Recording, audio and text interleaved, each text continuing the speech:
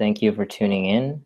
My name is Bennett. I'll be your host today. And today we'll be talking about the fundamentals of object-oriented programming and in the context of Objective-C as well as Swift. So before we jump to that, which is super exciting, I just want to let you guys know, in case you forgot, if you're watching this on a Wednesday, next Monday is Labor Day. So that means we're not going to have class on Monday. So we're not going to have physical class on Monday. So no class, don't show up. No one's going to be there. Doors going to be locked. But we are going to have class the following Wednesday. So that would be September, let's see, right here, September 6th. So no class on Labor Day, September 4th, but their class will resume September 6th. And don't forget. All right, so I warned you. There you go. By the time of this recording, I should be out of town, but don't be afraid. You can reach out to me anytime, anywhere. Let's see, let me just hide this. Okay, that's interesting. All right, let's see if I can try to dismiss this. Oh, okay, cool. All right, so yeah, so I'm out of town, but feel free. You can reach me anytime, anywhere in email, Slack, sorry, not Slack, Piazza. And if somehow you're able to get a hold of my phone number, you can try to call it.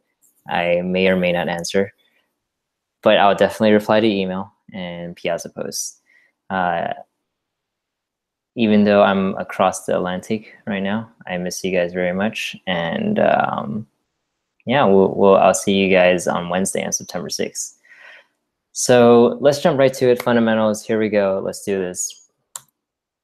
Object-oriented programming. All right, so this is really a prereq, understanding OOP and object-oriented programming. And so we expect you guys to know basically what's going on here. And we're doing these slides to refresh your memory, re-jog your memory in case you forgot everything you learned in CS 101.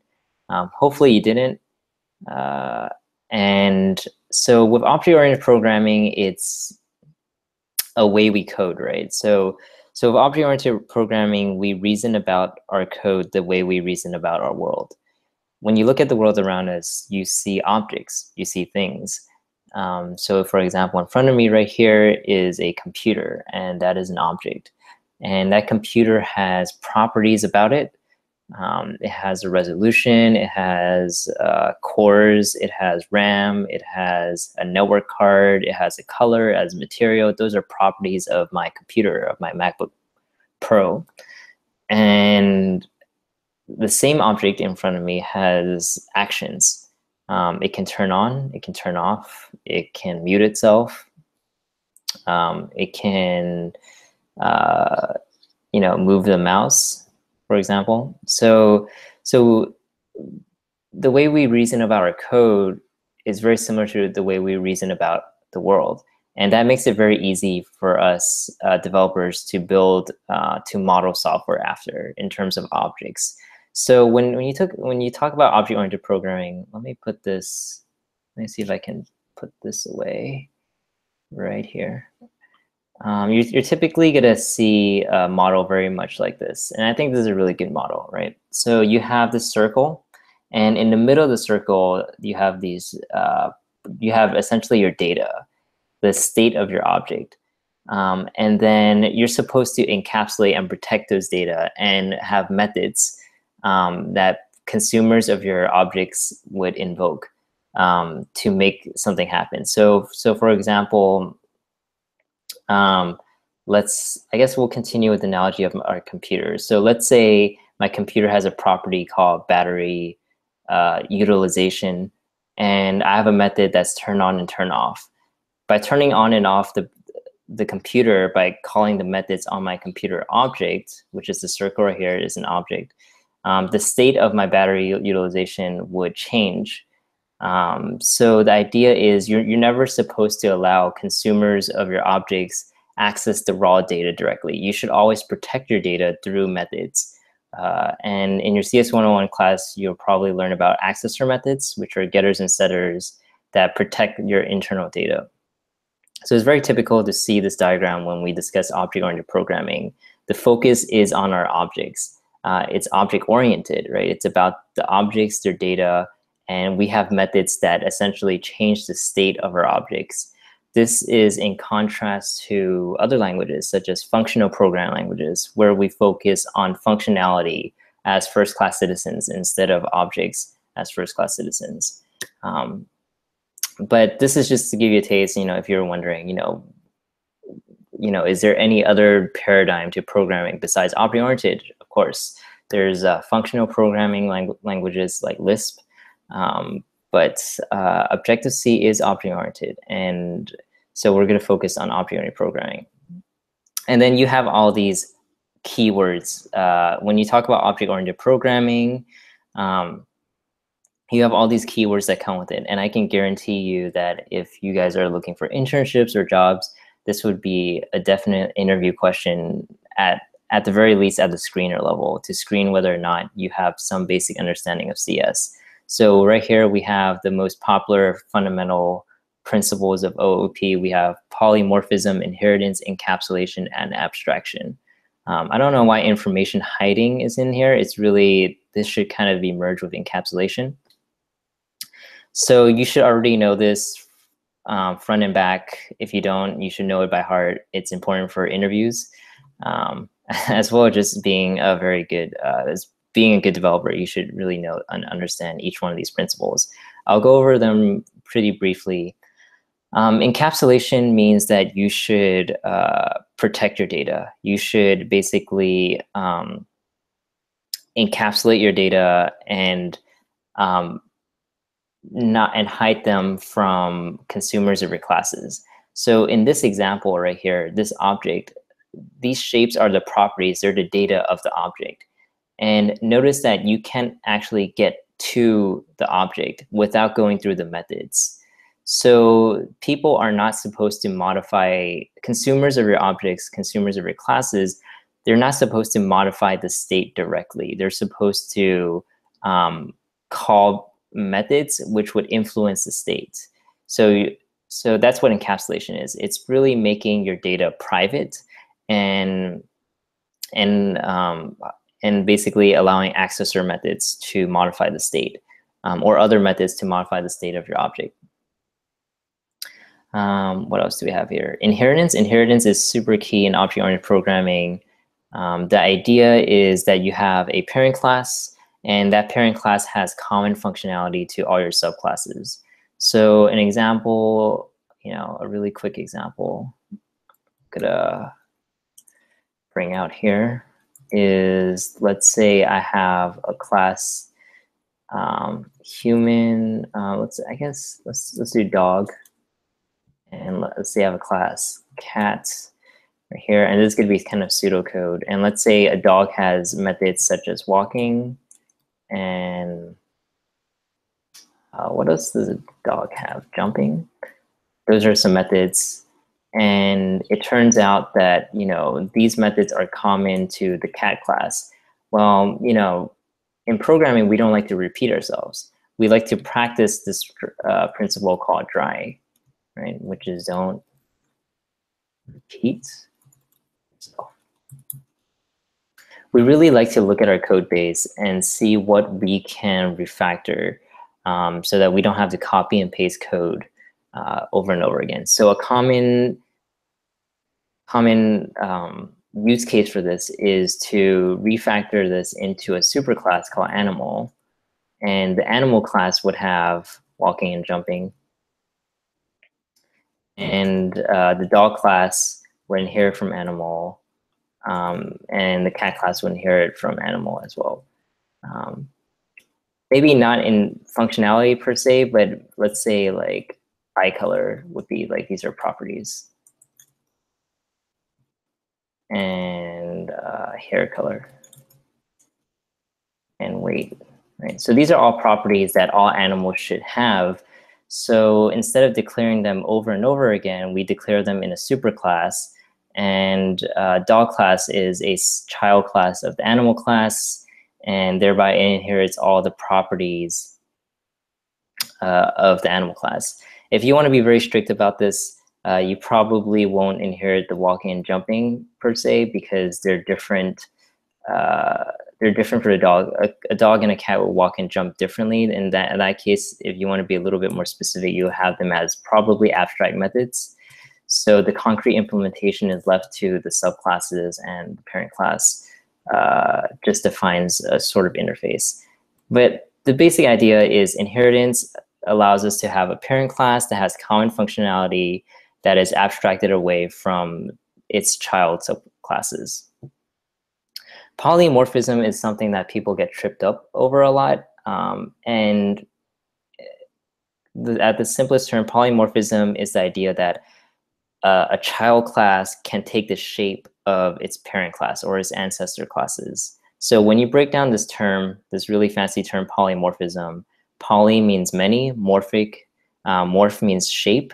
So a class can actually take the shape of different classes.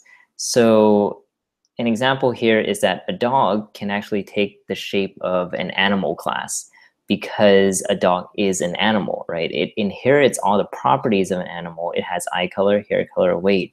So the dog is able to be treated as an animal class. So it would be useful in a scenario where, let's say, you have an array of animals, and you want to have, let's say,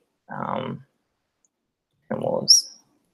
So let's say I have an array of animals, and I don't want them to be all dogs, but I want them to be cats as well. So I can have dog, dog, dog, cat.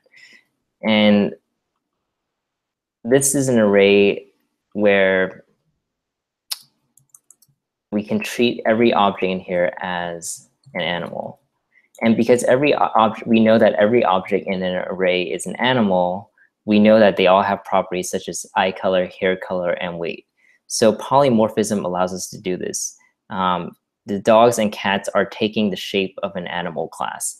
At runtime, when we write our code, we don't know whether or not they're a dog or a cat when we loop through this array, but we know that every object in this array is an animal.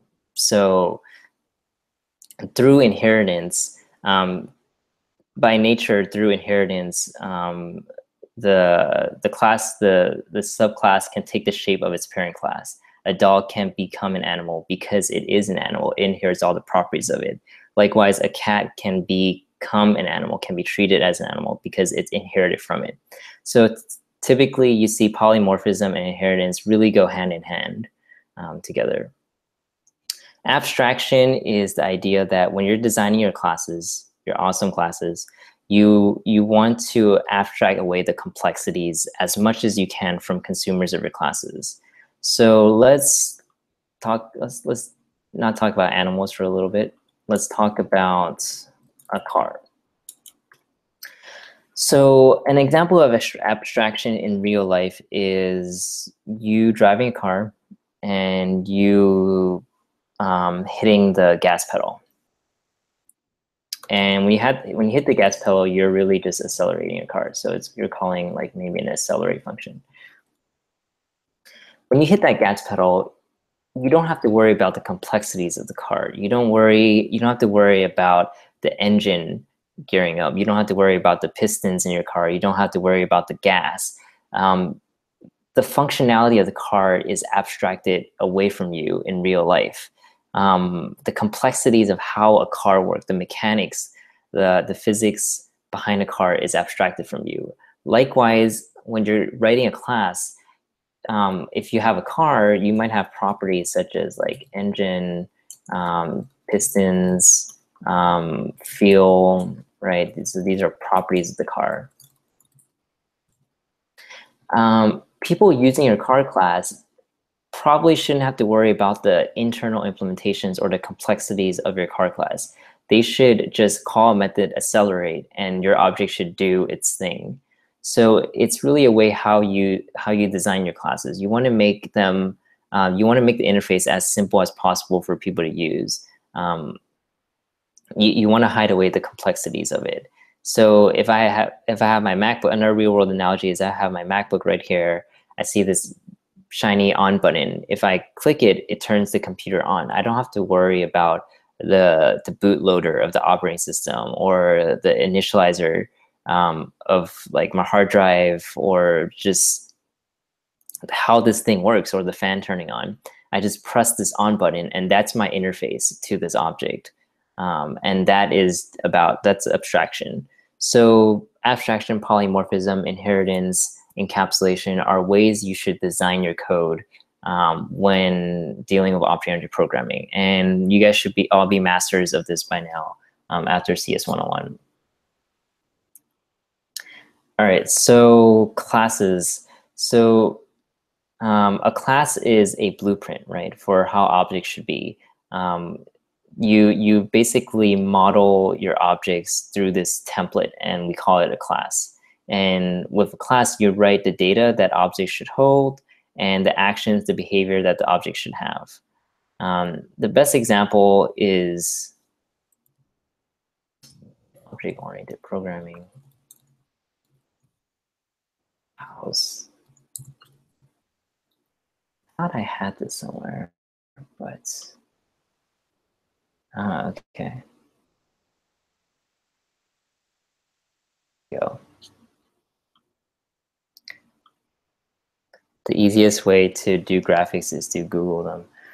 All right, so the best example I found for understanding classes and objects is a class is a template. It doesn't actually do anything. So think of it as a blueprint for how objects should behave. So this is a blueprint, and think of it as a class. Now, when objects are actually created, you actually have something tangible. So right here, you're actually building an actual house. It needs land space. It needs work to be constructed. And every house comes from the same template, but every house can have different values in those properties. So like the painting can be different. The number of windows can be different. The door material can be different. Whether or not it has a roof can be different. So every house derives from this blueprint, this fundamental blueprint, but these objects that are created can have different values for their properties. Likewise, when you create a class, nothing's actually created. But when you instantiate a class, when you initialize a class, you create objects. And objects actually live in your RAM. They actually live in memory, right? They live in the heap space.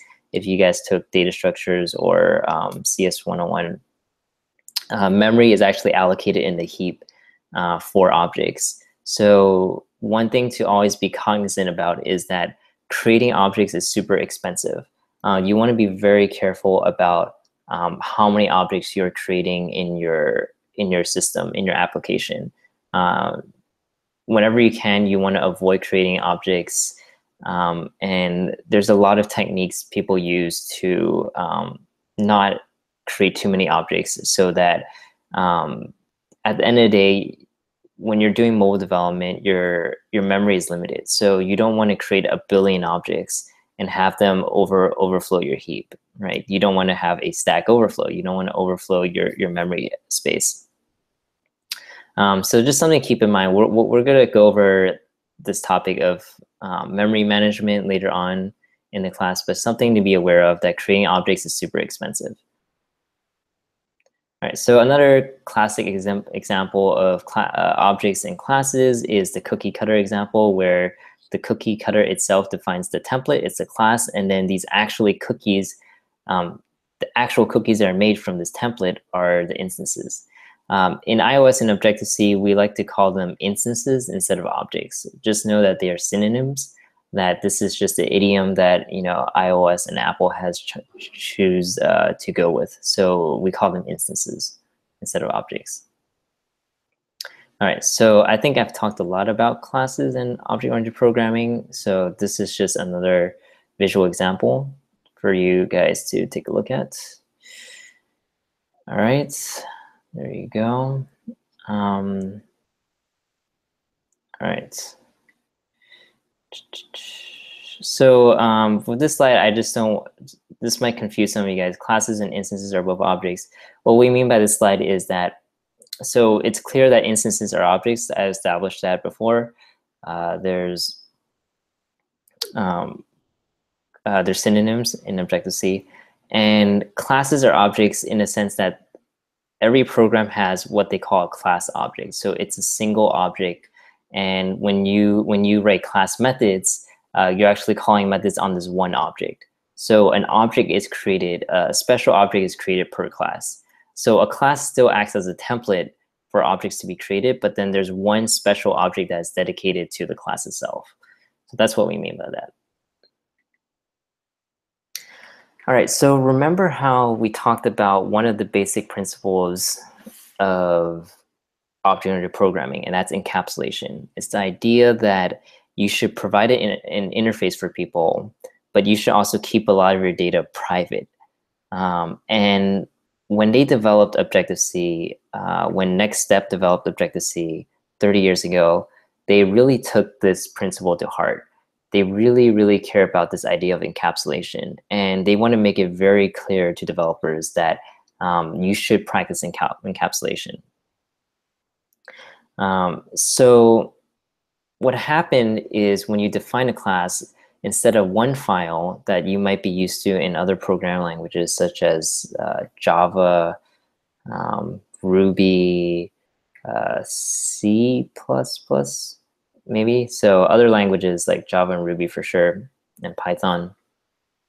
In Objective-C, when you define a class file, you actually have two files. One of them is called the interface file, and the other is called the implementation file. The interface file has a suffix of .h, has an extension of .h, and the implementation has an extension of .m. So let's actually go to Xcode and let's create one. All right, so I'm gonna go to create a new Xcode project, single view application. I'm gonna call this fundamentals fall 17. All right. All right, so I'm gonna create a new class. Okay, I'm gonna hit Command N to create a new class, and you're welcome to follow along if you want. And I'm gonna create a new Cocoa Touch class. And I'm gonna call this class a person, and it's going to be a subclass of NSObject. So I just hit Tab to go from this text field to the other text field. So with Objective-C, if you're gonna create a class and it doesn't have a subclass, it doesn't have a parent class, it is a root class, then in Objective-C, every class needs to have needs to be the child of this, this root object called NSObject. So if you don't have a class, your parent is going to be, your superclass is going to be NSObject. If I were to create another class called employee and I want the superclass to be parent, actually, let me write this out. Okay. So if I have a class called person and it has no superclass, it shouldn't have, it's a root class, its parent class would be NSObject. If I have another class called employee and I want it to be a subclass of person, then I can set it to be a subclass of person. So how it goes would be that NSObject would be the parent, would be the, the very root, and then you're gonna love my ASCII art here. Below that is person, and then below that is employee. Many languages have this notion of a root object, of this object that every class should at least inherit from. So in Objective-C, that root object is NSObject. It provides you with the ability to allocate memory, to alloc, and to initialize, and it provides you with some memory management stuff and a lot of useful methods, a lot of generic methods that your classes would typically use. So if I were to create a person class and it shouldn't have a parent, then its parent would be NSObject. If I were to create an employee class, and I want it to be a subclass of person, I can do that. And that also follows the rule that every object in Objective-C should be a subclass of NSObject. So employee is a subclass of NSObject. All right.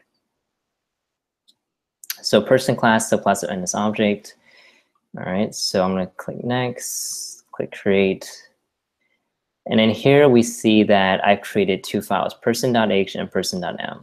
So if I want to see them, and I showed you guys how to see them split screen, click on the assistant editor on the top.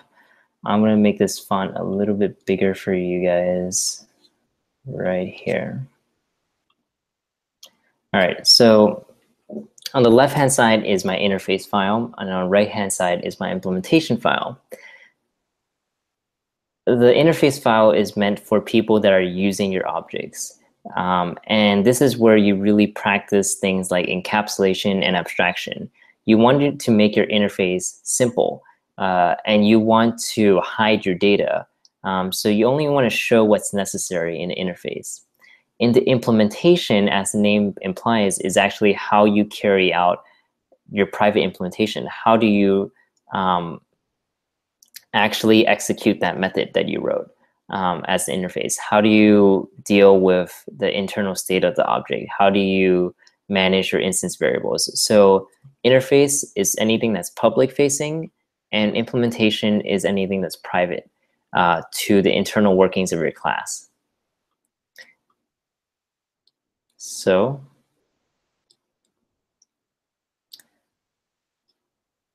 and a lot of students are, when they go to Objective-C, they get kind of confused about how there's two files for Objective-C classes. So then I have this visual thing right here to help you better understand. So if you imagine a watch, at the watch you have an interface, right? You have this little knob on the right-hand side, and then you have this shorthand and this longhand that really tells you, and these visual numbers that tells you the time and gives you a little knob to switch it. So the interface is really simple. You have 12 digits, or 12 digits, and then you have a little knob that you can adjust. The internal workings, however, of this watch is much more complex, right? If I zoom in here, there's a lot more gears. There's probably like 10 gears, all working synchronously to make some sort of effect. So if I were to create a class, so the software equivalent of this, I would create a watch class. It would be a subclass of NS object because it's a root class, and every root class needs to have, the parent class of NS object. And I would have a method here called display time. And notice that this method right here is just a name of the method. I just give it the name. So people that are using my class only needs to be concerned with the name of the method. In the actual implementation is where I carry out the complex details of how to actually display a time. Now, we're going to talk more about how to write methods later on, but just know that there's a divide between the interface file and the implementation file. And they did this for a reason. They did this because the creators of Objective-C really want people to put these principles in high regard. They really wanted you to think about encapsulating data and abstracting your interface, putting simple things in the interface file that consumers of your classes can use, and then putting private details, implementation details, as well as private data in the implementation file. So they care about it so much that they have two files for one class. All right. So to create a class, you need to tell the compiler or Xcode two things. You need to tell the class its parent class. And again, if it doesn't have a parent class, its parent class is NS object. And then you need to tell the class the data that needs to be stored. So what are the properties? What are the state of the class? And these data properties are called instance variables. So remember how in Objective-C, we don't call them objects. So these instances, we call them instance variables. And for methods, so we define data. So we define data, and then the next thing we define is methods. What functionalities should these objects have? So three things. the parent class, number 1. Number 2, the data that the class should have. Number 3, the methods. Again, something that you should know from CS 101. So in Objective-C, a class can have 2 types of methods. They can have an instance method, or it can have a class method. An instance method is a method that belongs to an instance. So it's a method that you call specifically on objects themselves. And when we declare methods, we start off with either a, there's only two ways we can start off method declarations. We can start off with a minus, or we can start off with a plus. A minus indicates that this is going to be an instance method. It's going to be a method that we call on objects. A plus indicates that this is a class method. It's a method that we call on the class itself. So internally, what's actually happening is we're calling it on one special object, the class object, which goes back to our earlier slide right here, in that, yes, classes are definitions for templates for objects, but there's also a special class object that belongs to the class itself. So this is something that you need to understand a little bit more of, and people might ask you in interview questions. What are class objects? Well, it's a special object dedicated to the class, where if you have class methods, it calls a method on that one class object that is allocated for the class. All right, so I'm gonna move this a little bit right here. Okay. All right, so instance methods are preceded by a minus sign. Class methods are preceded by a plus sign. So instance methods require instances to operate on. So you have an object and you call a method on that object. It's an instance method. Classes do not require objects. They are methods that you call on the class data type itself. So in the Java programming language, right, this is like a static method, for example. And also, I think C++ static methods. All right, so typically for class methods, you have utility methods that are tied to related to the class itself, but it doesn't make sense to call that method on any one object. All right. So let's go into the prettiness of Objective-C language. Okay. So this is what I mean by, like it can be a bit intimidating to a lot of people, but just take it slow, step by step.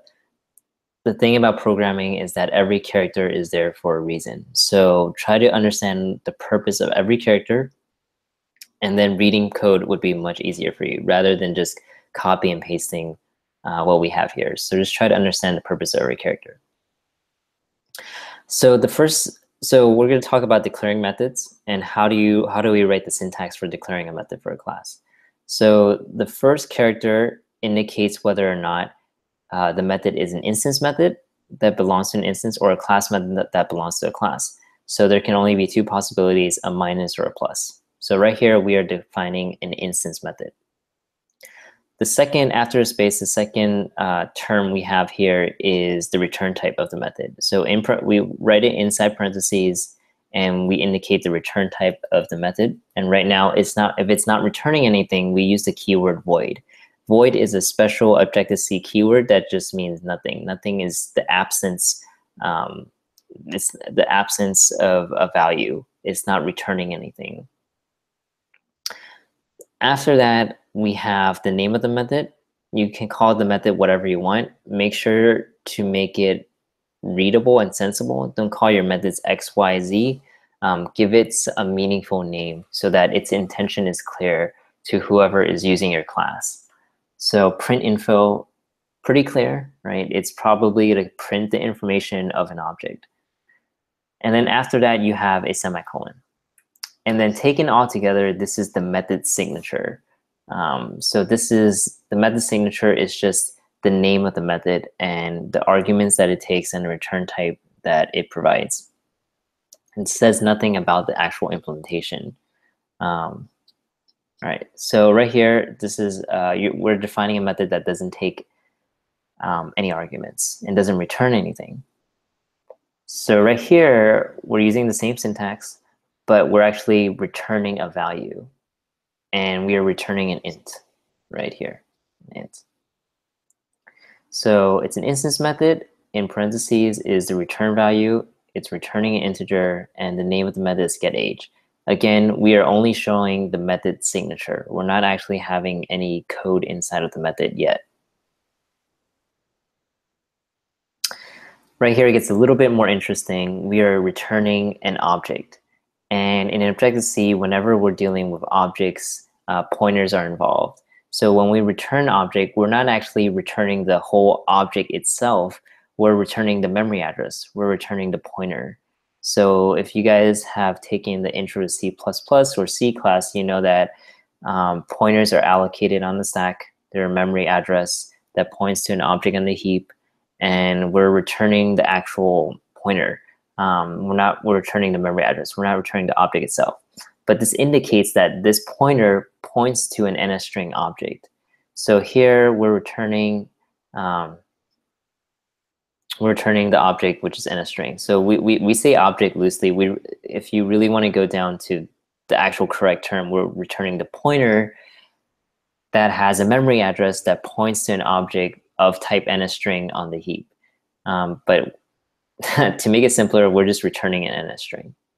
And whenever we're dealing with objects in Objective-C, we always have this asterisk to tell us that it's an object and it's a pointer. All right, so far so good. I hope so. The syntax is exactly the same for all of them as promised. The method type, the return type, the name, and a semicolon because it doesn't take any parameters. Right here, the first slide is it's not returning anything. Second slide is that it's returning an integer, and the third slide is that it's returning an object. So let's make our methods a little bit more interesting. What if we wanted to take an argument, to take a parameter? So to set a parameter for our method, we have the exact same in the first tab. Everything is the exact same. It's an instance method. It doesn't return anything. The name of the method is age. This time, to indicate the parameters, we have a colon. A colon on after the method name indicates that your method takes an argument. And then after that, it's your argument data type in parentheses, and then your argument name. So right here, I have a method called setAge that takes an integer, and the variable is num, and it doesn't return anything.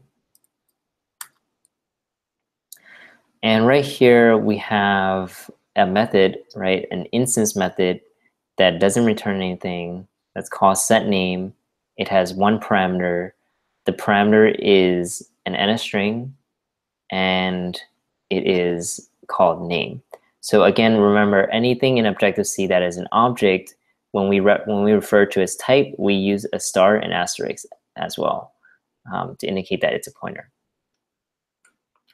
So right here, we're creating a method that takes one parameter, and its name and its type NSString. So the last thing I think is, what if you want a method that takes multiple arguments? All right. Well, everything is the same as before, right? Up to now, everything we learn it builds up to this. So we have a return type. Sorry, it's an instance method. Doesn't return anything. The name is setName, and then we have a colon to indicate that we are having parameters. And then we have the data type of the first parameter in parentheses and a string, the name of the first parameter, name, and then we have a space. And then we have the label for the second parameter, and we have a colon, and then we have the second parameter, which is the data type and a num. Now, I know this is very different. In a lot of programming languages, you don't have, this is not how you would write your parameter list. And there's a reason behind this. So let me explain the rationale behind this. All right.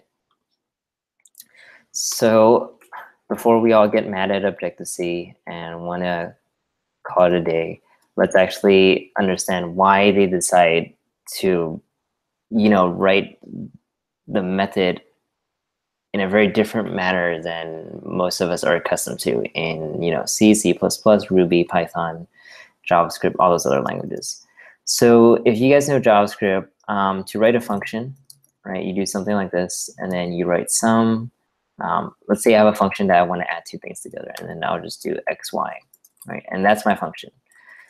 And other languages are very similar to this, where you kind of just have a comma between your parameter names. And if I call it, I'll do some 10, 20, right? So it's as simple as that.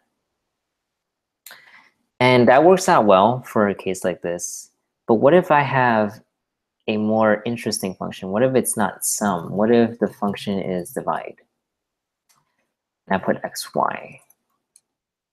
And, and if I call divide, 10, 20.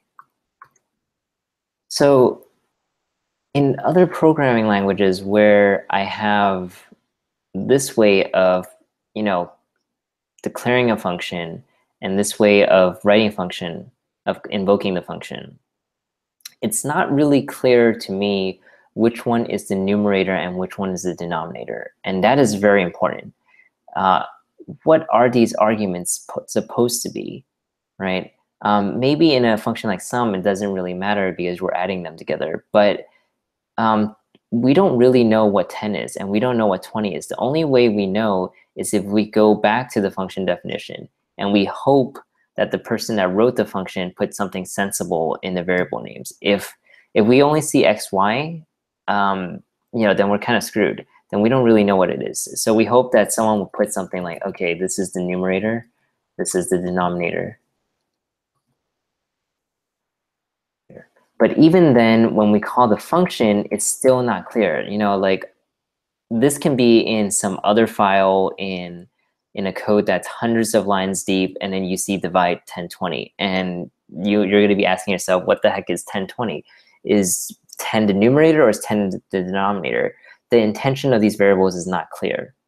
And this is exactly what Objective-C tries to tackle. So if we were going to write this divide function in Objective-C, so let's actually, we can put them side to side. So this is JavaScript. I'm just using JavaScript as an example. It's really similar to all the other programming languages out there in the way that you define a function. All right, so we have Objective-C. And with Objective-C, you have, we're going to define an instance method, right? It's probably going to return back a floating point, and then we're going to call it divide. And it's going to take an argument. And the first argument is going to be a float. And let's call it numerator. And the second argument is a denominator.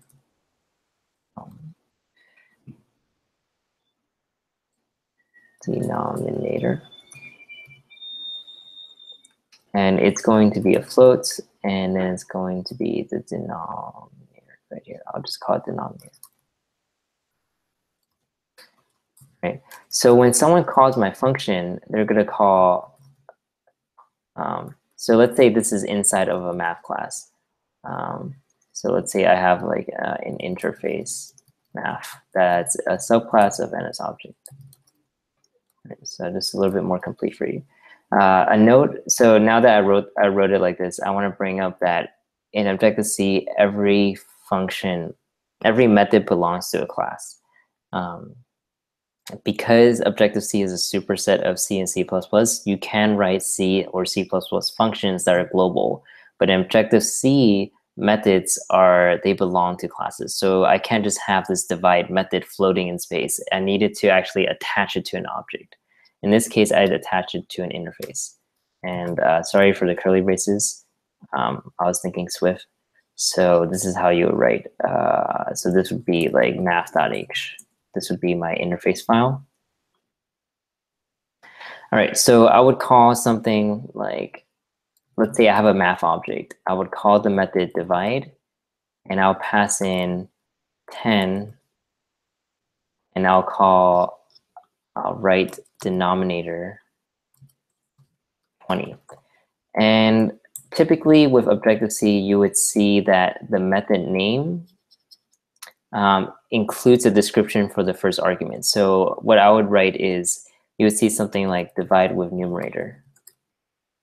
So when you're calling the method, you would call it like this.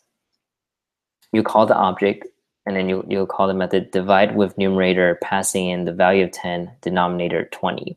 So you can see a huge difference between these two.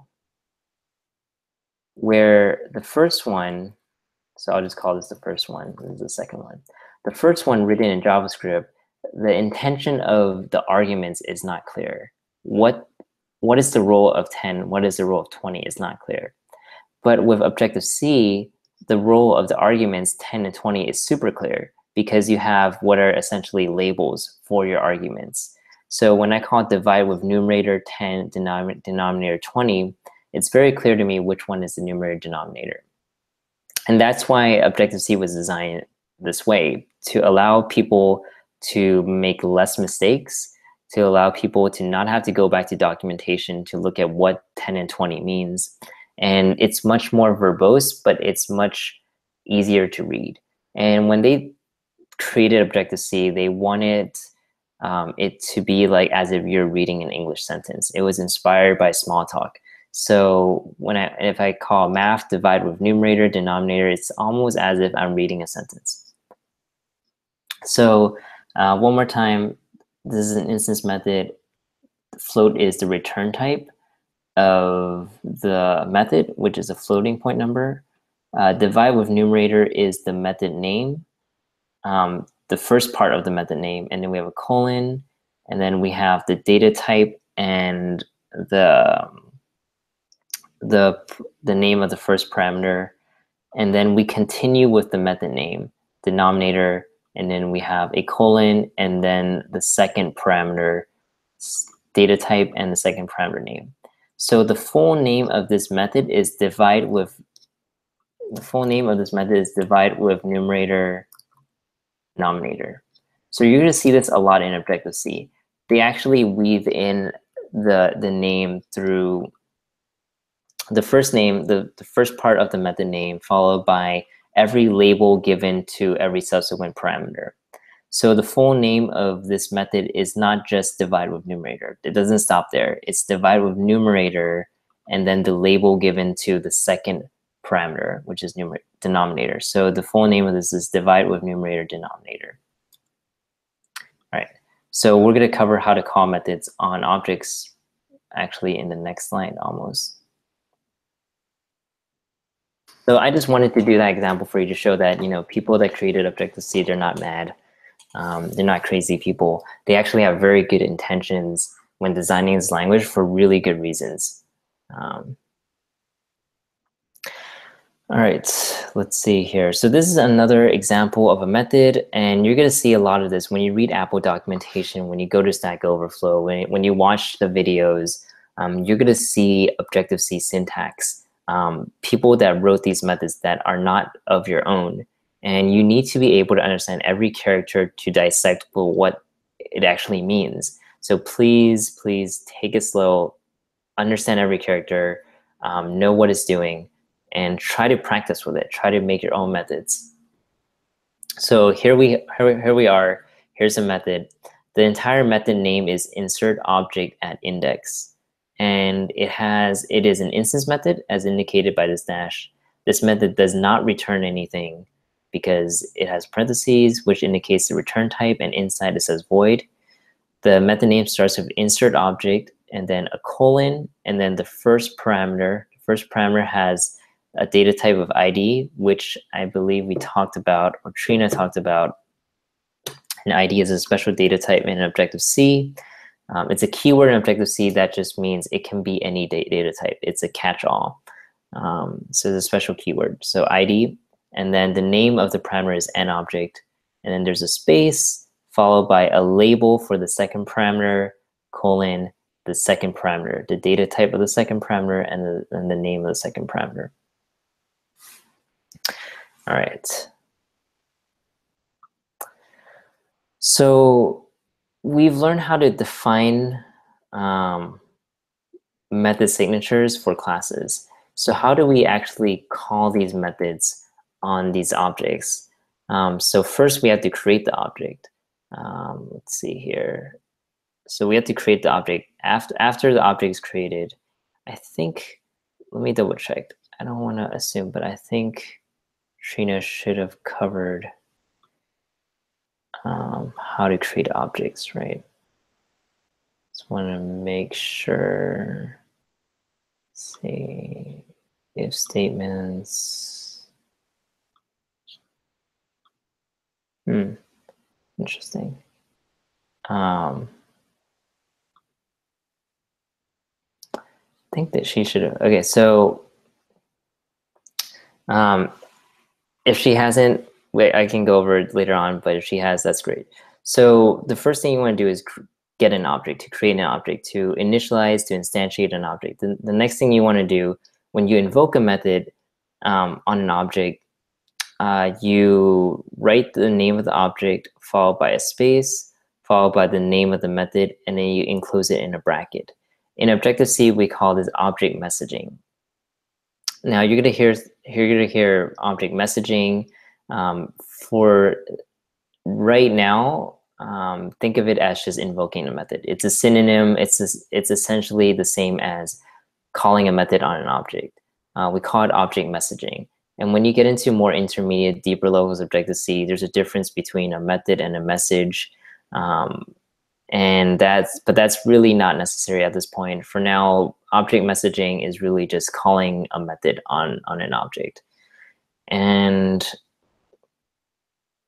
right here, I have my class, right, which is math. And let's say for some, I did something in here that creates a object call math. And now I have this object call math, and I have an instance method, right? I have an instance math, and then I have a method that I can use on my instance, an instance method called divide with numerator denominator. So to call it, I would write the math object and then have a space, and then write the name of my method, divide with numerator, passing in a value for the numerator, denominator passing a value for the denominator, and then have these bracket signs that wrap around my message. I'm sending this message to my math object. I'm invoking the method on my math object. So the equivalent in other languages would be something like, probably like math.divide and 20. So assuming that there's a math object in a language like Java or C++, you would use the dot notation, right? The dot syntax, which everyone is universally comfortable with. But in Objective-C, they did it a little bit differently. Instead of having this dot syntax, you have a space and then followed by the name of the method and the parameter, the arguments that you pass. And you enclose the entire interaction with the object and the method with a open and closing curly brackets. Sorry, not curly brackets, brackets. So there's that. So the object in this case is the receiver, and the method in this case is the message. So you're sending the message to the receiver. And this is just the idiom that Objective-C uses. For now, you have an object, you're calling a method on the object.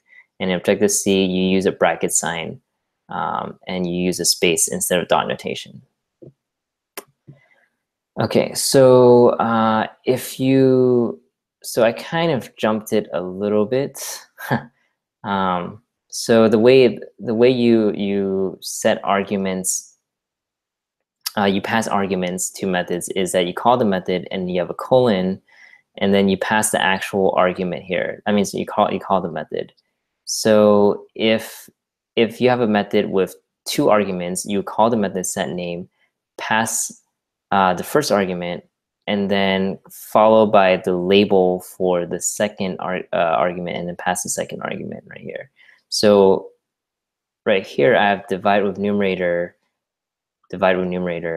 colon, I pass the first argument, and then I have a space, space, and then I have denominator, which is the label, denominator, and then I have a colon, and then I pass in 20, which is the second argument.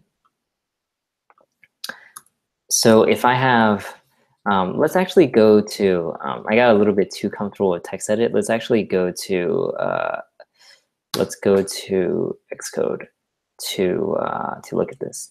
So let's say if I have a person and I create an instance method called print info, and I create another method, another instance method set age, which takes a integer, and we call that age.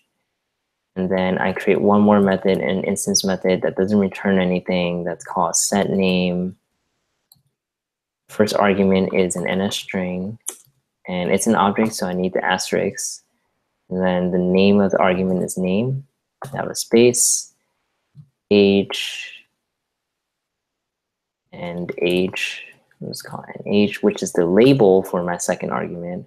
And then I have the data type for my second argument. It's an int, and now the name for my second argument is age. So if I were to use, if I want to use this, let's actually go through the whole flow on how to use this really quick. So I created this interface for my class, and I want to use this class. So I'm going to go to one of my files here, one of my .m files. I'm going to go to viewcontroller.m. So I created this awesome person class, and I want to use it. So the first thing I want to do is do the pound import sign. The pound import is a preprocessor directive, and if you guys haven't learned in CS 101, a preprocessor directive is it's a fancy word for basically code that is run before your code gets compiled. That's the term preprocessor. So pound import allows us to import the interface from another file in our Xcode project. You might have done pound, I think, include in C++ and or C. Pound import is basically pound include, but it is safe in that if you do pound import the same file twice, it's going to ignore the duplicates. Whereas in C, C++, they don't check for duplicates. So if I do pound include header.viewcontroller.h and then viewcontroller.h 4 times, it would actually include this file 4 times. Whereas pound import is a preprocessor macro that is offered by Objective-C that allows me to ignore duplicates.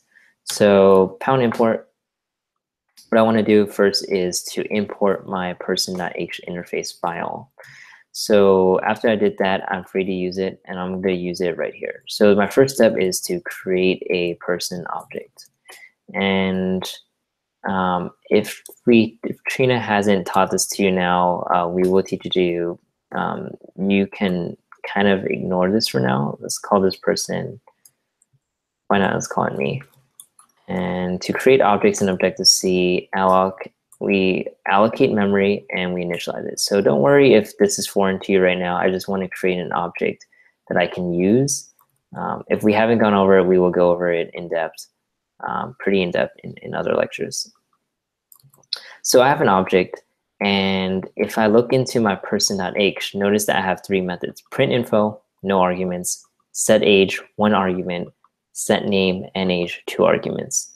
So to call a method on an object in Objective-C, I use the space, and then I call print info, which is the name of the method, and then I'm gonna tap on the closing brackets, and I'm gonna put a semicolon. This actually calls the method print info on the Bennett object. So if I were to call another method set age, and it takes 1 argument, I have to have a colon, and then I pass in 20.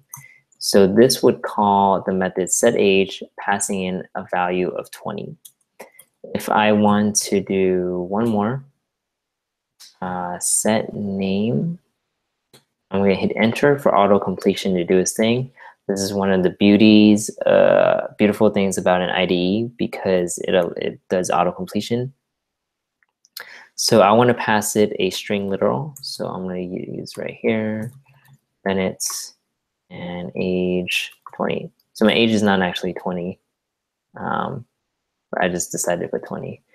Okay, so right here, set name is and age is the name of the method, and this is the first argument, this is the second argument. So I know Objective-C syntax super different than what you guys are probably typically used to, but there's a really good reason why they did this, and I guarantee you, with practice, taking it slow and really looking at every single character and why they are there, you're gonna get used to this. And believe it or not, you might actually like it. I liked it once I got used to it. All right. So this is really important. This is fundamentals. This is ground zero. And every object that you interact with in Objective-C is going to have this method messaging pattern. So right here we have a array. And then this array, we call the method insert object at index. And it's passing in an object at a particular index. This one is calling NS mutable array of capacity. Array of capacity is a class method on the NS mutable array class. So that one you don't have to worry too much about. Let's see here. Methods can return values. So for example, if we have a person object and then we have a method called canVote. So canVote is a method that's part of the person class, and it returns a Boolean. And if it returns a value, then it can be captured by a variable. And I'm sure you guys done this a lot in your CS 101 class. What's interesting is that methods can be nested inside each other. So right here, we have an age method for person. And right here, because you can tell that it's a method because there's an open bracket, a space, and a closed bracket. And age would return an integer.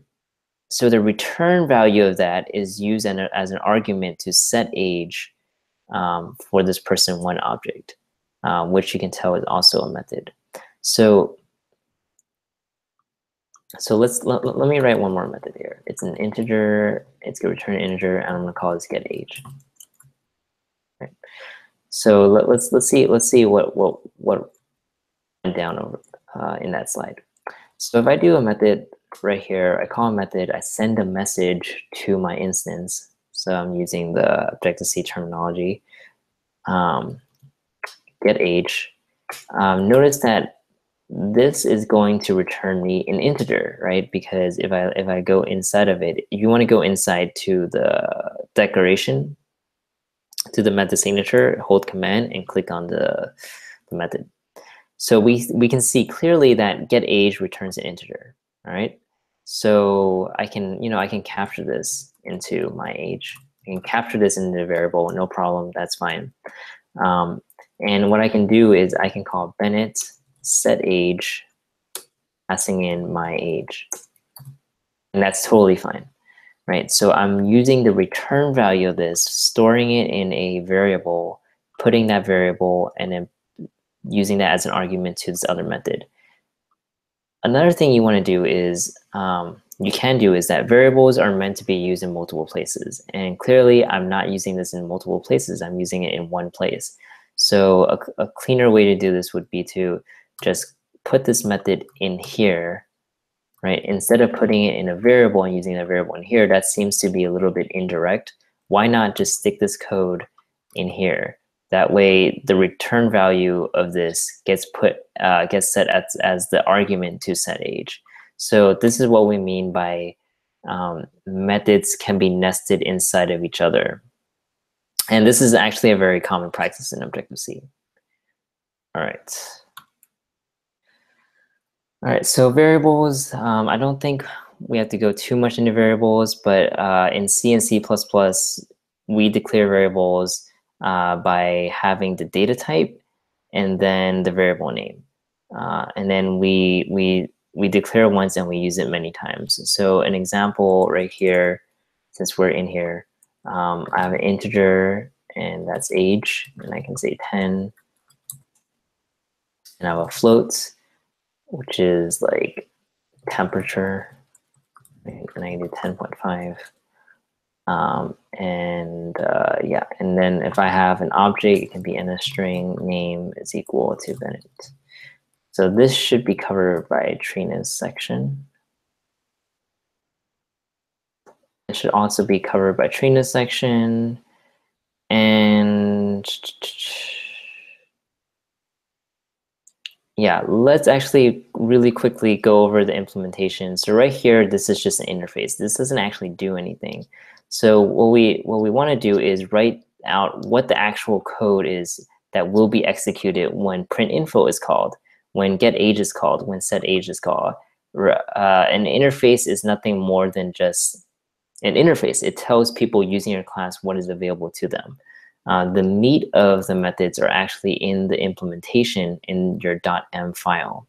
So under add implementation, in between add implementation and add end, what I'm going to do is paste my interface and then have a open curly brace and a closing curly brace for each one of my methods. And then this is where you actually write the method, the body of the method. So your code goes here. So that should wrap it up for you. And it's complaining because I'm not returning an integer. So I'm just going to return 10. And then now it won't be complaining.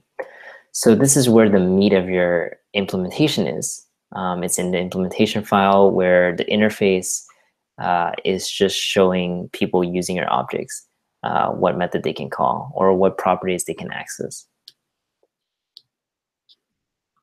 So please follow coding conventions. If you don't, you're gonna be frowned upon. So when you're writing variable name, please use the camel case convention. And the camel case convention is if you have a variable name. Let's see here. Let's go to right here. If you have a very long variable name and you want to set it equal to 30 for some reason, first off, in C, C++, Objective-C, we declare the data type first. So I'm going to write int. And secondly, for variable names, we can't have spaces. We can only have underscores, characters, or numbers. And the number can't be the first character. So no spaces. So that's out of the question. The second thing is you want to follow camel case. So camel case is a convention that we apply to naming variables, and the first character is lowercase, and every subsequent word is capitalized. So a very, V is capitalized, longer, long, L is capitalized, V is capitalized, N is capitalized. So a very long variable. So this is camel case convention. Please follow it. If you don't, you will be laughed at, I promise you. All right, so that is fundamentals. So I'm going to try to spend the next half an hour with Swift. I'm going to take a drink of water first.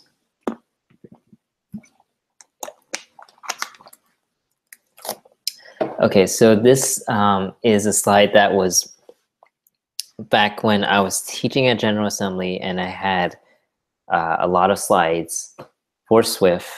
And then I had these guest lectures at USC, and didn't feel like converting 67 slides to USC format. Now, the content of it is the same, so I'm just going to keep it at General Assembly style. So please forgive me. Sorry. But let's jump into Swift, something a little bit more fun. So this was my guest lecture at USC, and then you guys already know me. So these are my apps, my YouTube channel. Please subscribe, share, like, write good comments, click on the ads, do all of that stuff. Thank you. All right, so let's see here. So when I give my lectures, I like to have these learning objectives so that people know what's coming. We don't have a lot of time, so there's deeper level things that we can't go into, mostly optionals and closures. Those are more intermediate level topics. I do have videos dedicated to them in my FromScratch.tv, and I would refer you to them. I highly recommend you look at them for better understanding on those topics. So we don't have too much time, so we want to just try to go over as much as we can on the fundamentals of the Swift programming language. So let's talk about languages really quick for Swift versus Objective-C. And I just want to make sure I'm still recording this. Let's see here. Okay, I'm still recording. All right, just double checking. All right, cool. So let's talk really quick about programming languages for iOS. There is only ever 2 native languages you can ever use to develop for iOS, macOS, tvOS, and watchOS apps. And it is Swift and Objective-C. Some people have tried to use JavaScript through frameworks like Cordova or React Native. Really, those are not the way to go for a lot of reasons. Because if you try to develop in JavaScript, you're a layer above the native framework, and you're trying to build something that is both for Android. So with something like React Native, right? You're trying to write in JavaScript to build for Android and iOS. And in the process, you want to build a layer that you're working on a layer that is similar to both. And in the process, you kind of lose the organic niceties of iOS or Android that they offer to developers. So you lose a lot of power in the process. And I've heard not good things about, those frameworks, those cross-platform frameworks for building native apps. So if you want to build native apps, do it the right way. There's only Swift and Objective-C for iOS and all the Apple OSs. So let's talk about Objective-C. It was introduced in 1938. It's a 33-year-old language. It was invented by a company called Next Step. That was the company that Steve Jobs has. When he left Apple, he went into a company called Next Step, and that's when that was the origin story for Objective-C. It was created during his time at Next Step, which was reacquired by Apple. Not reacquired, acquired by Apple. Steve Jobs was reacquired by Apple. And it is a superset of the C language. Meaning that right here. So this is important. I'm going to delete this. So you have C, and then you have C++, and then you have Objective-C. What's important to note is that Objective-C is a superset of C, which means that you can actually write C code as well as C++ code and have it compiled in Xcode. Have it actually work in Xcode. And that's really powerful because C and C++ are very old school languages with a ton of libraries, a ton of functionalities. That means you can leverage all of these existing technologies, these languages, these frameworks, these libraries, and use them in Objective-C. That is really powerful, right? And not a lot of languages can say that. So take advantage of that if you can. Objective-C is pretty odd. It is, because of the syntax, we already went through the fundamentals. So like with this, with these asterisks for objects, with the way you write method names, with how you have 2 different files for implementation and interface, and how you have these these strange @ symbols everywhere for your interface and your implementation and your strings. It is an oddball language, and for beginners, it's harder to reason about because it's nothing like what they've seen before. Swift is a completely new language that was introduced in WWDC 2014. Apple came out of nowhere and just told people, hey, we have a new language for you. And no one was expecting it, and the world was in shock, and everyone went crazy. And I grabbed my first Swift programming guide and I read every part of it. And it's a great language. It was inspired by modern programming languages. I put quotes on modern because these languages are modernly used, but they've been around for a long time. They're not new, right? So Python, Scala, Ruby, JavaScript, these are all languages that Swift was inspired by. They want something that is modernly used, that is relevant. And it is very clean language. It's approachable for beginners because it's so easy to use. So which one should you choose, Swift or Objective-C? And with Apple's perspective, the statement that they've given out to people is that Swift is the successor to Objective-C and C-based languages. And they see it as the future. It's their vision. And I agree with that. My perspective is that Swift is definitely the future of iOS development. No one's going to deny that. And you know how fast Apple is moving with technology these days. Apple is very good at pushing new updates to consumers, and it's the same for developers. They make it very easy for developers to pick up and adopt Swift. However, when we talk about Objective-C, we're talking about 30 years of resources, documentation, libraries, and these things aren't going to go away anytime soon.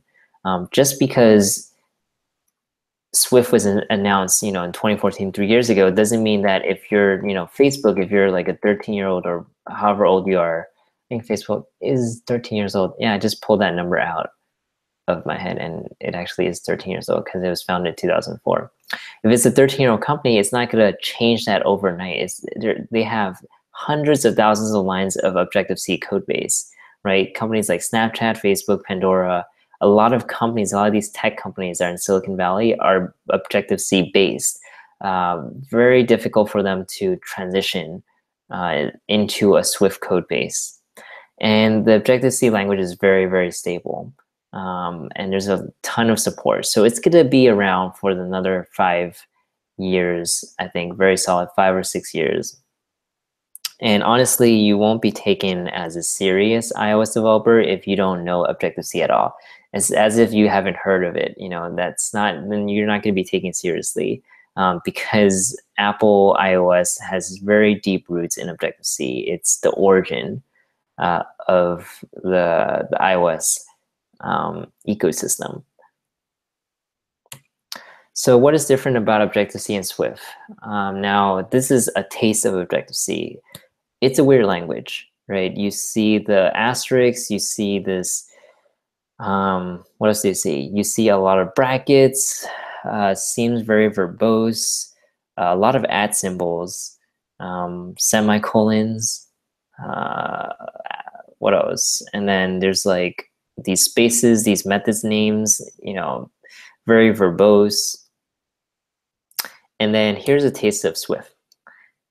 A lot cleaner, right? A lot smaller. We have the familiar dot notation that we're all used to. It seems to be less verbose, and it really is. So in Swift, they took away a lot of stuff. Apple took a lot of time to think of like, what's a more approachable language for people? That's really what they want to make. The first thing is that there's no notion of header implementation files. You only have one file for your class. So right off the bat, this reduces your file count by 50%. So you don't need 2 files for every class anymore. You only need 1 file for a class. In Objective-C, you have to manually import your header files. Every single time you want to use a class that is not in the file, you have to import it. In Swift, they're smart enough to determine what classes should be used, so you never have to use the import statement for your own custom classes. In Swift, they really wanted to make something lean, something clean, so they threw away all the semicolons. They threw away the need for parentheses when you write your for loops, your if statements, your control flow statements, no more parentheses. They threw away the fact that you have to use these weird these weird brackets when calling a method on an object. So Swift uses dot notation, very much like Scala, Ruby, Python, JavaScript uses dot notation on those objects. Swift also uses dot notation. No more @ symbols, right? @ symbols was super weird for people for a very long time. And that really has to do with the fact that Objective-C was a superset of C. So it couldn't clash with a lot of things that C was written in. So it needed to write the @ symbol to differentiate itself from the C and C++ programming language. In Swift, it's not a superset of C, so they don't have a need for an @ symbol. They got rid of it. There's no more need for the asterisk for pointers. There's no more need for to allocate and initialize objects. They got rid of all the NS prefixes, and they got rid of the C-style for loops. So they got rid of a lot of stuff in Swift. But what is new in Swift is, what is new? So the entire language itself feels new. It's inspired by modern programming languages. So that's like what I've mentioned with Java, JavaScript, Ruby, Python, so on and so forth. In Objective-C, you have these mutable and immutable classes to represent whether or not objects can change and not change. In Swift, you have keywords to express whether or not an object can change or can't change, and those are constants and variables. Swift introduced a completely new concept that is not found in any other programming language for dealing with values that that have the potential to be nil, and they call them optionals. Optionals are very interesting. I have a whole lecture on them in my FromScratch.tv, and this is one of those deeper topics that we can't cover, but you're going to run into day one in Swift, so you definitely want to know them. Property observers are ways to listen for changes in your properties, and Swift provides one of the strongest, most flexible, powerful switch statement I've ever seen ever. Traditionally, switch statements are used for comparisons, for equality comparisons between a variable and different case values. But with Swift, you can actually do regex and range and like really interesting matches. It's unlike anything I've ever seen before. Like Swift switch blows any switches out of the water, like period. They're very interesting pattern matching things you can do with the switch statement in the Swift programming language. All right, what sucks is about Swift is that it's such a new language that every version that comes up introduce breaking changes to your code. And so every year, Apple announces a new version number of Swift, and right now we're at version 4.0. And every transition between every version of Swift would very likely have dozens of breaking changes in your code. And that's another reason why these tech companies don't adopt Swift as a programming language, because it's subject to change, and those are breaking changes every year. So for those of you guys who know what JSON data is, it's JavaScript object notation. It allows you to parse data coming in from most likely the web. And with Swift, some of the language features of Swift, particularly optionals and typecasting, makes managing JSON data really difficult. And it's like chewing on glass. So yeah, so parsing JSON data sucks in Swift. It really does. It's a lot easier in Objective-C. So I'm not lying about the breaking changes. One day, I updated Xcode, and all my projects, all across every Swift project that I had breaking changes. And it's kind of like whack-a-mole, right? Where if I fix one issue, 12 issues would come up. If I fix 3 issues, 28 issues will come up, and it was just like an endless nightmare of fixing these breaking changes. They're not extremely complex, they're just very tedious. And these are all my projects. I have like 4 or 5 projects written in Swift at the time. All right, let's go into Playground. So I don't have too much time to show you that video of Playground. If you guys remember, please remind me to show you that Playground video. So we're gonna go to Playground really fast. I'm gonna exit out of this. So notice when I click on Xcode, I can select Get Started with Playground, and I'm gonna click on this, and it's a new type of file. It's not an Xcode project, it's a single file. So I'm gonna call this my very first playground. And what a playground is just a file. It's a file that allows you to experiment with the Swift programming language, right? So right here, I opened a playground file, and then Apple gives me a definition for what a playground is because it thinks that I don't know that a playground is a place where people can play. So thank you for that very much, Apple. No one cares. All right, so this is the best way I describe playground to people is this is a scratch pad for you to learn the Swift programming language. The easiest way to learn is to start writing and see what happens. You know, what does 12 plus, what does 10 plus 2 produce? And then it's going to run the code that you write, and it's going to run almost immediately display some sort of output. Now, there's something wrong with my playground because of this version of Xcode, I think, but it used to be a lot faster. So and notice that you see the 12 right here. So this is really cool because Swift is a compile language. It takes, and you guys have worked with C and C++ from your ITP or your CS classes, and you know that compile languages takes time to compile, right? You have your source code, it gets compiled to zeros and ones, and then you have to do you have to wait, and then you finally see the result. Swift is a compile language. But with Playground, it makes it feel like as if it's an interpreted language. And you can do things on the fly and change things and see how, okay, that was fast. You see that it changed from 12 to 15. You can see in real time how your changes in your code influence the results. And this makes it really fast to learn Swift because if you don't understand something, I highly recommend you guys go to Playground, write a little bit of code, and then you can see instant result and learn from the results of that to better understand the Swift programming language. So that's what we're going to do today. We're going to play around with Playground and write some Swift code. All right, so Swift is object-oriented. We've learned about object-oriented in the beginning of this class. It follows these basic principles, very much like Objective-C. Swift is type safe. It really cares about the data type of every single variable and constant. Every single variable and constant needs to have a data type. This is very different than loosely typed languages such as Ruby, JavaScript, Python, where you don't specify the data type right off the bat. In Swift, like Objective-C, you need to specify the data type for your variables, for your parameters to your methods, and the like.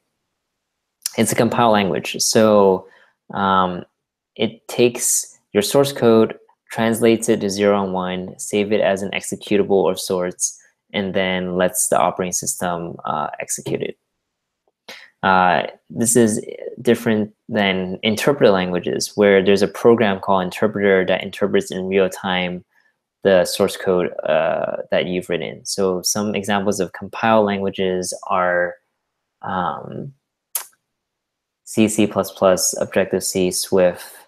Some examples of interpreted language is JavaScript, Python, Ruby, I want to say, and PHP. I think those are interpreted languages. And then there's an intermediate language like Java, which compiles your language to an intermediate language such as like bytecode. So C# is another intermediate language in between the compiled and interpreted phases.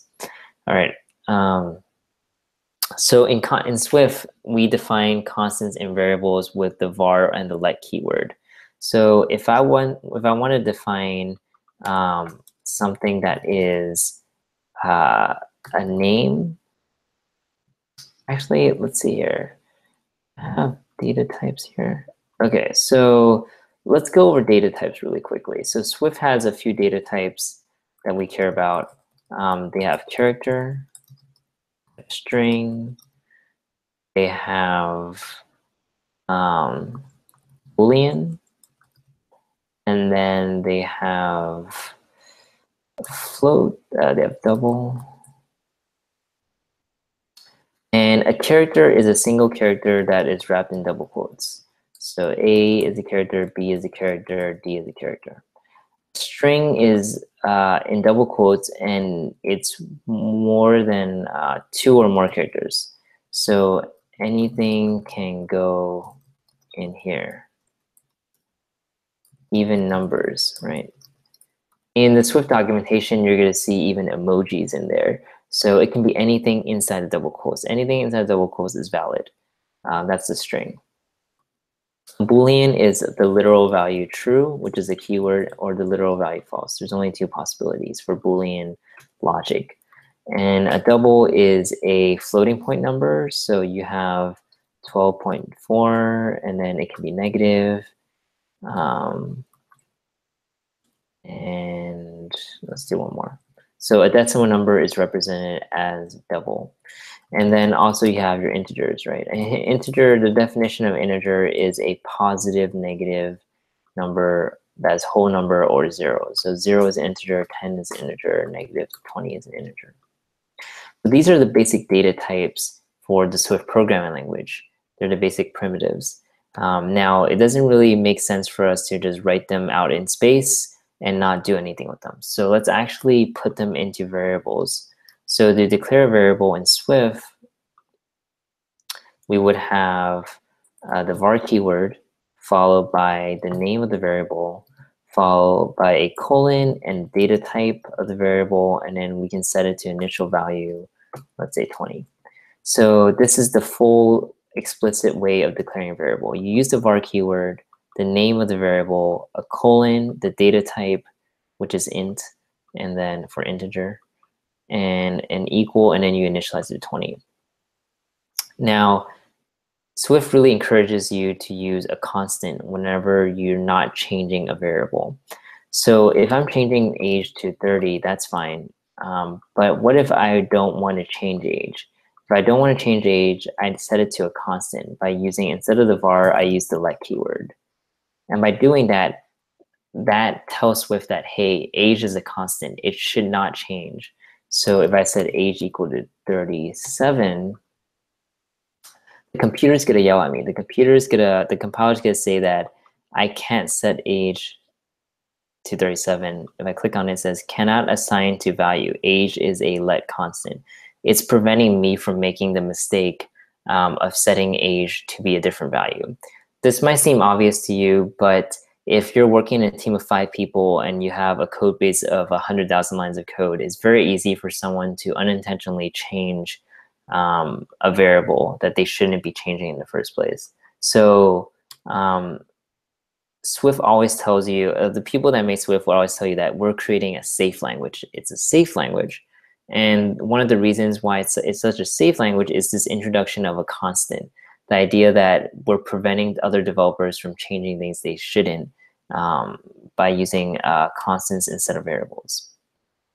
So again, we use the var or the let keyword, whether it's a variable or a constant, followed by the name of the variable or constant that we want, followed by a colon, and then the data type.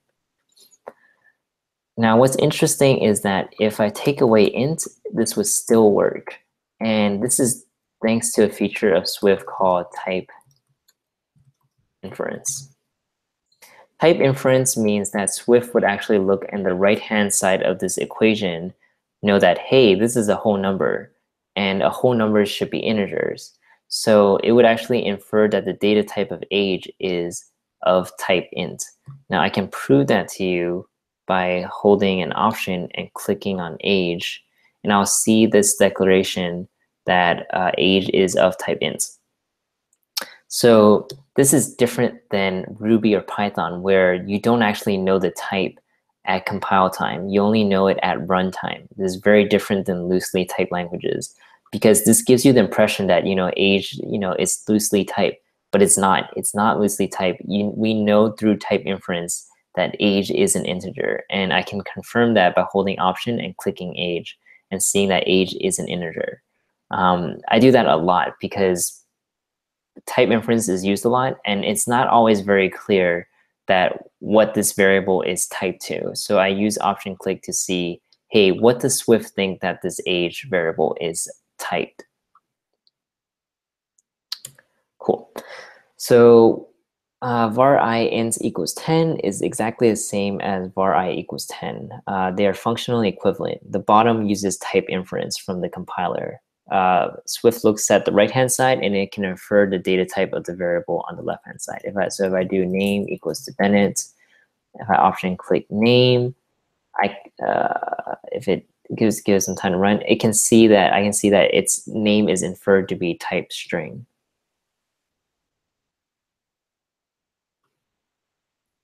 All right, so let's do this little exercise. You can pause the video and see if you can understand what type inference actually does.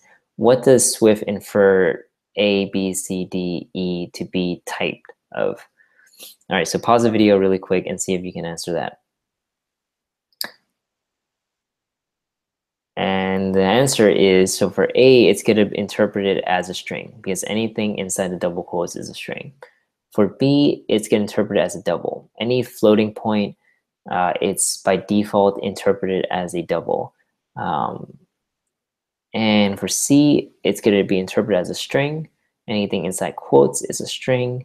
For D, it's going to interpret it as a Boolean because it's the literal value false. And E is a trick question because it is an error.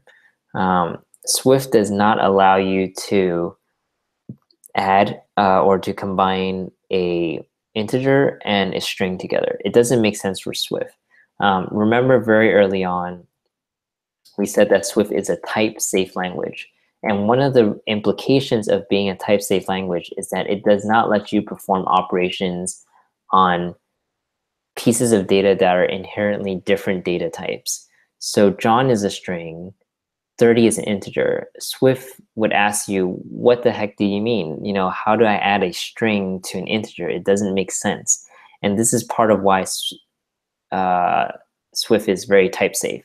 Unlike other languages like JavaScript, where it's super chillax, it's super cool about it. It would just create a new string with John 30. JavaScript would convert 30 into a string, and then it would concatenate John 30. So that's what JavaScript would do. But Swift is very type safe. It would not allow you to inherently do this, to add a string to an integer.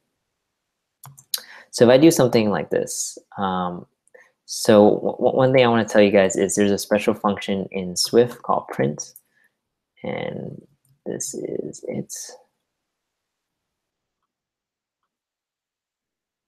Okay.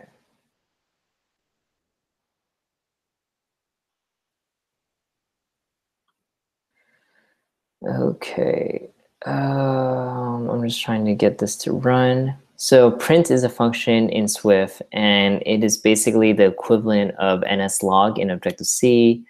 And right here, you pass print one argument, and that is a string. So if I call print on this is it, I should see in my console at the very bottom, this is it being printed.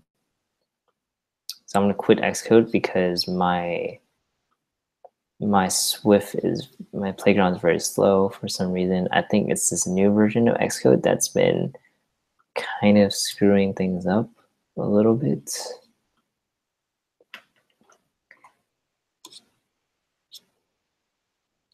All right. So I can print like this, and then I'm going to see something in here. And, you know, so if I want to say I have $20,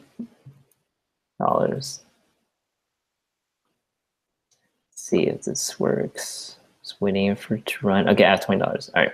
So a very common scenario is you want to have, you know, like dollar like amounts, and I have a constant. Let's say amount changes. I hope I get more money, so I'm gonna change this to a variable. I don't want to be fixed at $20. I want to be richer. So let's just say that I have an amount that's 20, and it's a very common scenario for me to want to have a sentence that contains both an integer and a string. So I might do something like this, right?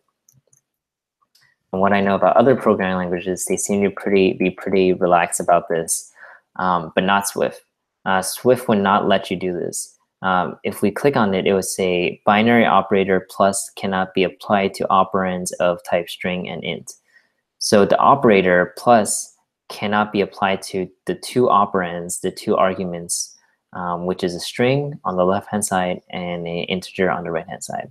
So how do we solve this? Well, Swift has a feature, a language feature called string interpolation.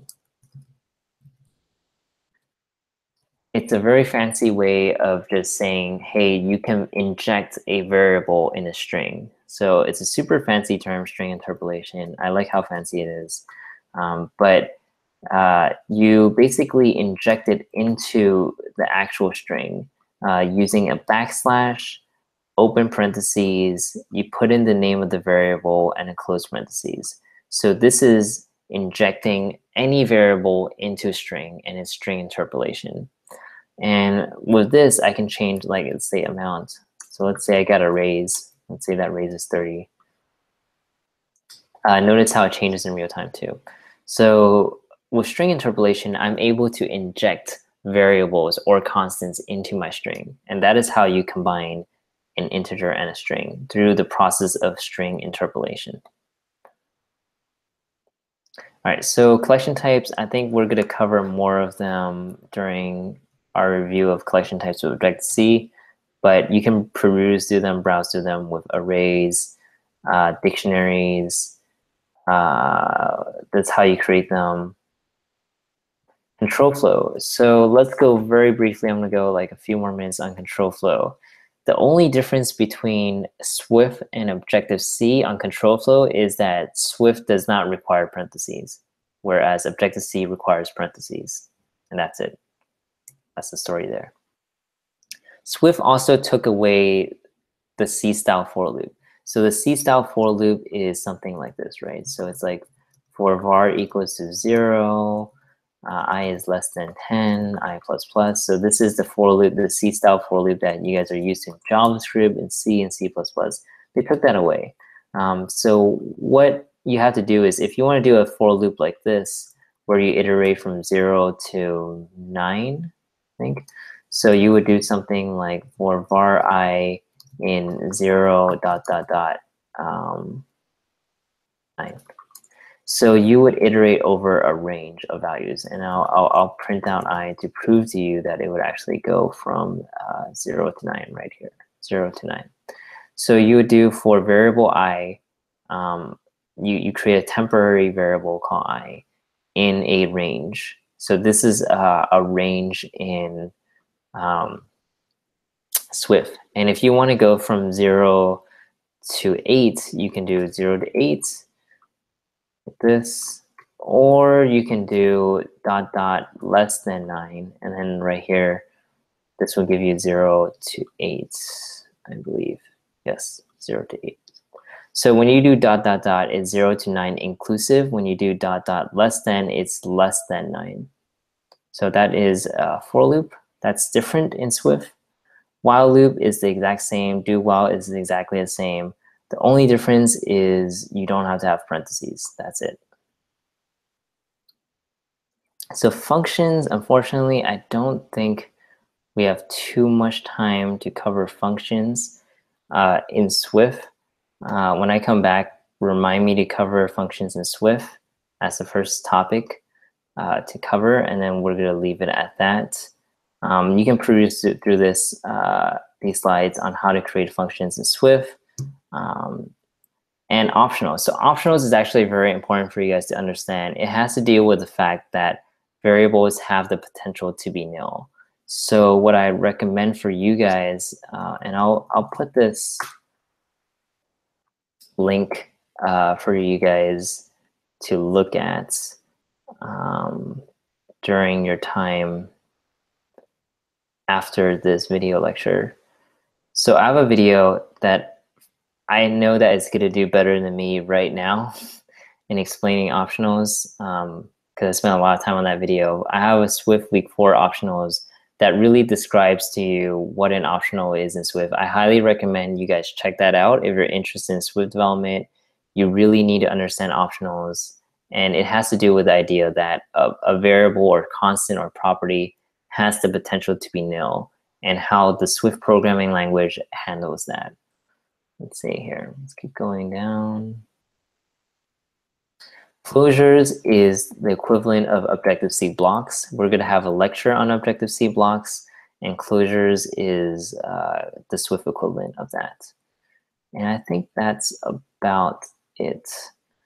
So thank you for tuning in. I will see you guys on class Wednesday. Enjoy Labor Day and have a great day.